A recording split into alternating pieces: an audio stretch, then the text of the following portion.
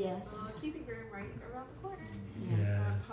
Pete and Jackie were so kind to let us come over and spend a whole Saturday afternoon just pulling things off the shelves here. Like, you can do whatever you want. It's awesome. So anyway, So then great. Staged it. It's this beautiful. is what the cover became, because when we walked in here, remember the first time we walked in here for a people group, right? Like we joined the church and we had people group the same night. Like Wow. we hadn't gone through grow group. I didn't but know we like that. came to the You church got the recruited. first day Really? Yeah. and we came to Wow. people group that night and we Wow. walked into your house and I was like, David, that's the keeping room. Oh, Really? Oh, that's cool. It's just off the kitchen. Mm-hmm. Here, I'll read the back. That describes the keeper room, and you'll know why this resonated with me so much. It said, "What do you do when you are facing the unimaginable? Something you have no grid for. When my world changed forever and shook me to the core, God met me there." Sorry, this has been a tender weekend for us.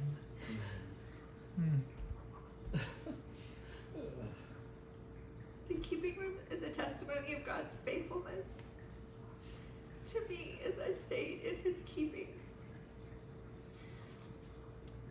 Have you ever been in a keeping room? Imagine a small alcove just off the kitchen, cozy seating, and a warm fireplace welcome the weary.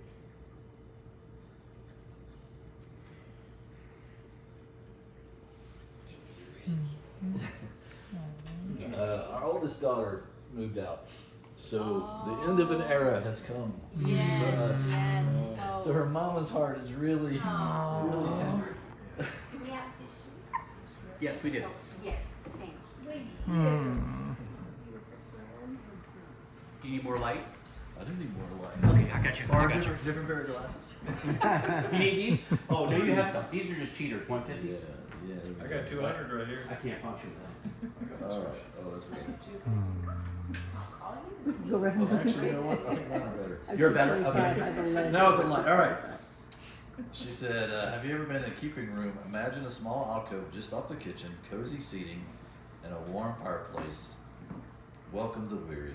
Conversation flows while food is prepared. Comfort and warmth linger among those who abide in the nourishing space. The first year of healing after my dad died embodied the feeling of never leaving a room like this. It's like I fell into God's arms and never left for a whole year. I stayed in His keeping, never alone, sustained by His presence." So I think all of you know, but in August of 2019, my dad took his life. We saw the anxiety. We knew he wasn't acting like himself, but we didn't see the depression, and so it blindsided all of us, my whole family, 16 of us. Yeah. Nobody saw it coming, not even my mom. And so we started this journey of grief and just holding each other up. And for me, as wonderful as it was for our family to come together and support each other, I just fell into a new relationship with God in a way that I'd never known before. This personal, intimate, just connection with Him that where He was so close, like closer than my next breath. And so this book is part of journals and just part of just reflections. The first year after he died, so I took a month per chapter. So he died in August. So I described, when my brother called me, and then the funeral. I stayed with my mom for 3 weeks after. So we described the funeral, and then my grandma also had just turned 100. So we were planning a 100th birthday party for her 2 weeks after my dad died. So people showed up for my dad's funeral, and then 2 weeks later, the whole group gathered together again for my grandma's party. And so that tension, of like extreme grief and then extreme joy, and just really like life, like the whole year was kind of like that. 6 weeks later, my daughter got engaged, so we started planning a wedding, which was beautiful and wonderful, and we adored Luke, and we're so happy for them. But it was just like how do I do this without my dad? You know, it's this whole year. And then moving on, let's see, what else happened that year? I can't remember now. Let me see. Yeah. Well, the wedding, of course, led up to that. Yeah, and then so just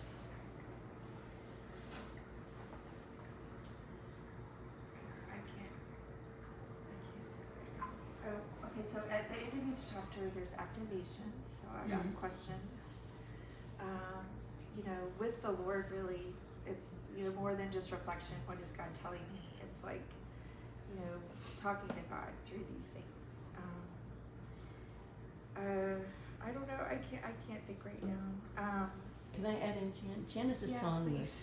that God Thank ministered. you. Yeah. Go ahead. Yeah. Do you want to No, speak go ahead, about? go ahead. Okay, that speaks. It was ministered to her during that time, and so she gives the songs. Almost like there's a Spotify playlist Yeah. about these songs for each chapter. It almost like is a walk through. It's almost like a walk. Really, I'm going to speak from personal experience with this book from last September.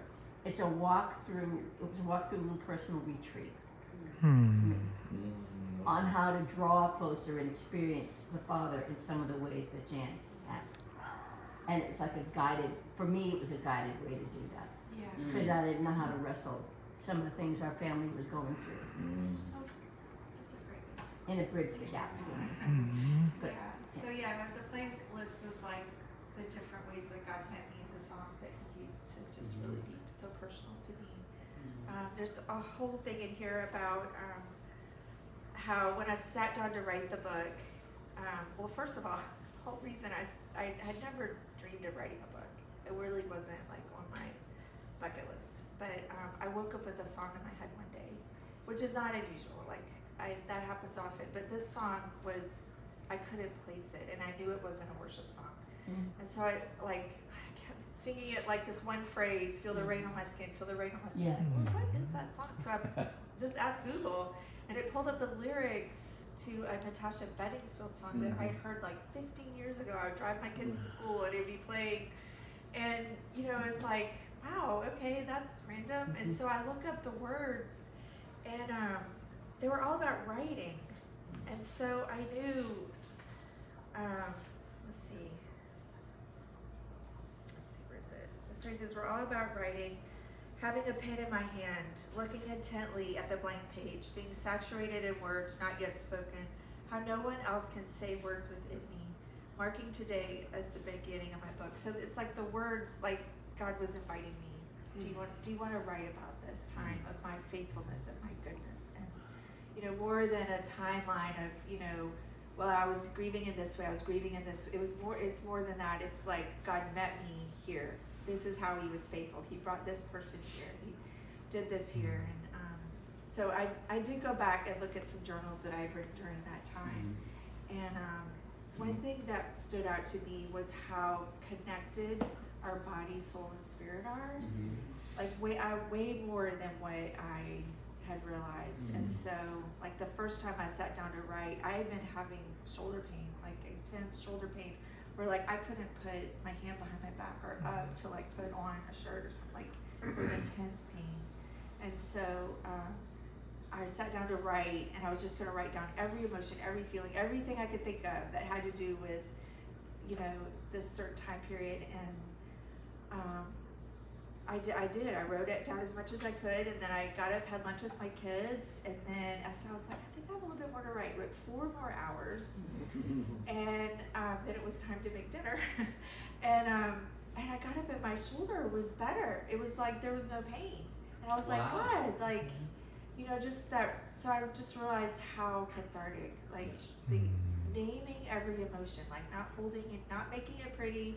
Not holding anything back, and also Thanksgiving. There was so much we were thankful for, the people that came and the things that God was doing, and so just like the combination of Thanksgiving and this is exactly how I was feeling, and it just God began to show me like, so if my arm would flare up, I would be like, okay, God, like what do I need to release? And He would bring me to a memory or to a place where I felt vulnerable, and I could name it. And then write about it, and then I'd be fine. And so anyway, that would happen a lot during that year too. Anyway, I can't really think of So, anything. so the specific. plum jam, that's a good example of that. That's Yeah. I don't know if I can put it into words right now, but okay. That's one of my favorites. Yeah. Because we still have the plum jam. We still eat it. yeah, so I was having some pain in my arm, and I was going on a mission trip to Kenya, and I get there and I see, you know, on the table for breakfast the next morning, there's a jar of plum jam. Well, my dad loved plum jam because his mom had a plum tree in her backyard. She would make homemade plum jam, so he grew up with it.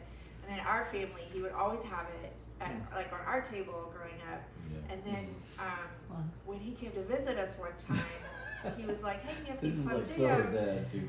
And I was like, "Oh no, we're out." So the next time he brought two, and every time after he brings It's two, like carry on. yeah, because he said once for now and once for you to put in your pantry, so you never run out. He didn't want to say ever run out of plum jam because it's the best thing ever. And so I was like, I saw the plum jam. I'm like, oh, okay, like there's dad. Like, you know, you just kind of notice, you know. Yeah. And I was like, but God, what about the plum jam? Like, it's more than just remembering my dad. And so, I don't know, I kept asking him about it all day, and I felt like the Lord just finally told me,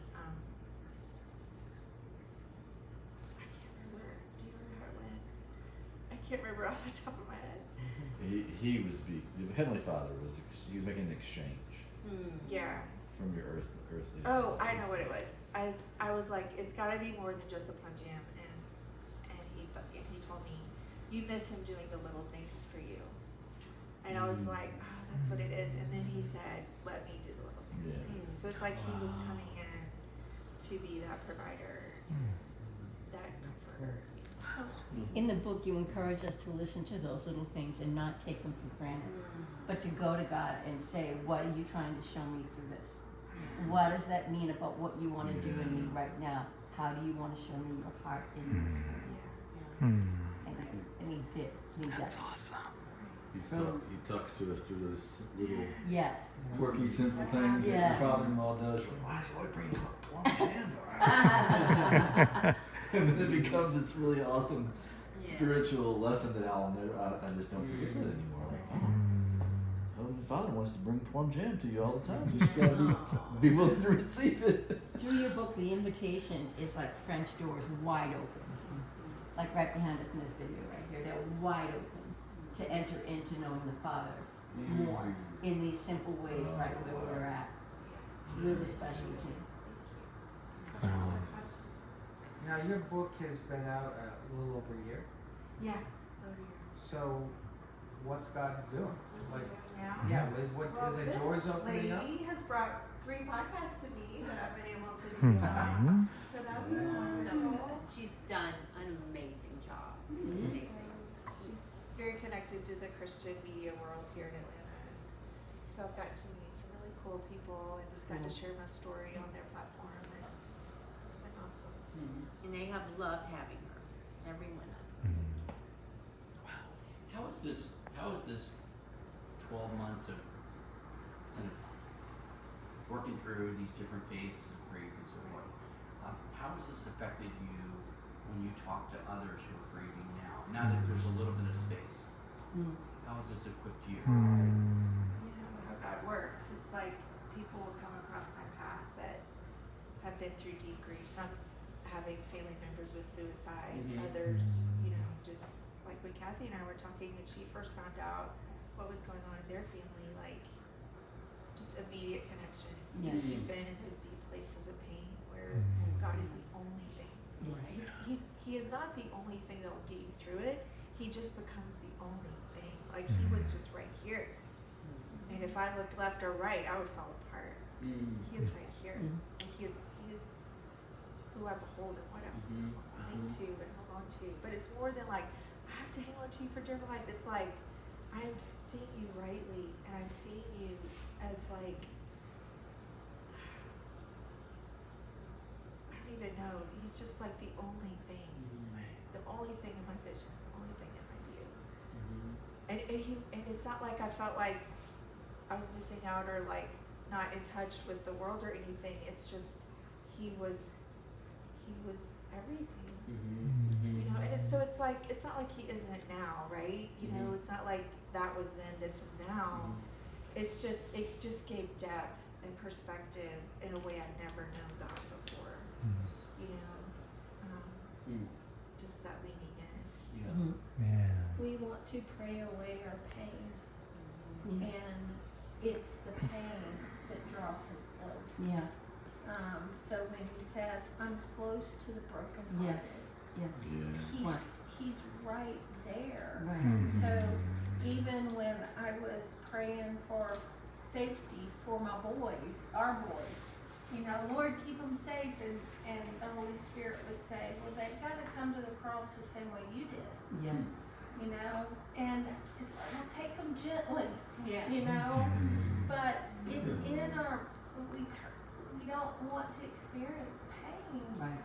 but it's in that when he's so real and he becomes what the words on the page say. Yes. You know, that he's the lifter of our head and that he loves us and he's never going to leave us.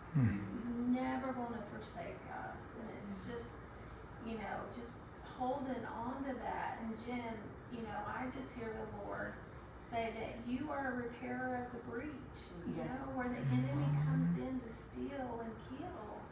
You know, you've partnered with him and now you're rebuilding other people's walls also, you know, to where that they can be in a healthy place and that they can sit in that keeping room. Your spirit is so, I love you because your spirit is so tender. Yeah.